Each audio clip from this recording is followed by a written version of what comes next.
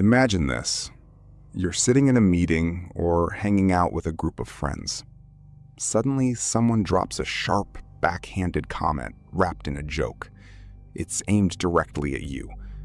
Everyone turns to look. Some people start to chuckle nervously. The person who said it is smiling, waiting for your response. They think they just won. They think they own the room. Most people in this position make a fatal mistake. They either get defensive and start justifying themselves, or they laugh it off, pretending it didn't hurt. Both options hand the aggressor total control. But there is a third option, a single psychological reaction that instantly shifts the power dynamic. It doesn't require shouting, insults, or anger. In fact, the less you do, the more devastating it is. Here is exactly how to use it to strip a bully of their social power in less than 5 seconds. To understand why this reaction works, we first need to look at how social predators operate. In the modern world, bullies rarely use physical force. Instead, they use covert aggression, subtle digs, passive-aggressive remarks, and public teasing. Their entire strategy relies on one thing: a predictable script. When they attack you, they are expecting you to follow that script. If you get angry, they win, because they can say, "Hey, chill out, it was just a joke. Why are you so sensitive?" Suddenly, you look like the unstable one, and they look like the victim. If you stay silent and look down, they also win.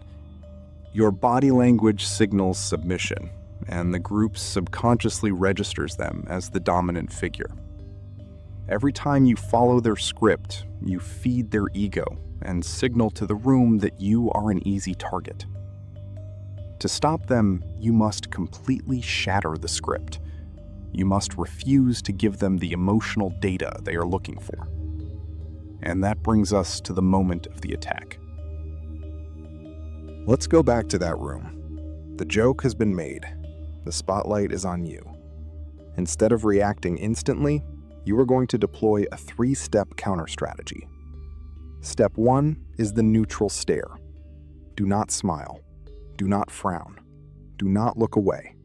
Look directly into their eyes with absolute deadpan neutrality. Your face should look like a blank wall. Hold this gaze for exactly 3 seconds. In a social setting, 3 seconds of pure silence feels like an eternity.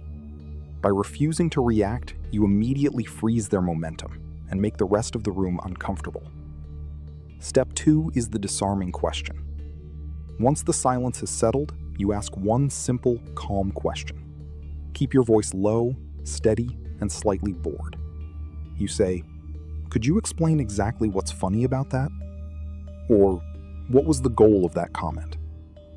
Step 3 is the dead silence. After you ask the question, you shut up. Do not interrupt. Do not help them out. Just keep looking at them and wait for an answer. What happens next is pure psychological collapse. By asking them to explain the joke, you force them to pull their hidden malice into the light. A joke is only funny if it remains unspoken and implied. The moment they have to explain it, the humor dies. Now the aggressor is trapped. They have 2 choices.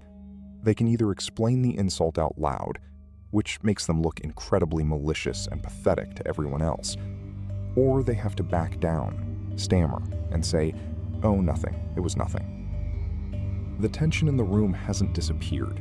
It has just completely shifted, from you to them. They are now the ones sweating, stuttering, and losing face. You didn't fight them. You simply made them trip over their own trap. True social power doesn't belong to the loudest person in the room. It belongs to the person who controls their own emotional state. When you master the art of the uncomfortable pause, you become untouchable. Next time someone tries to test your boundaries, don't get mad. Just stay still, ask the question, and let the silence do the work for you. If you found this strategy valuable, hit the subscribe button, leave a comment with your thoughts, and stay powerful.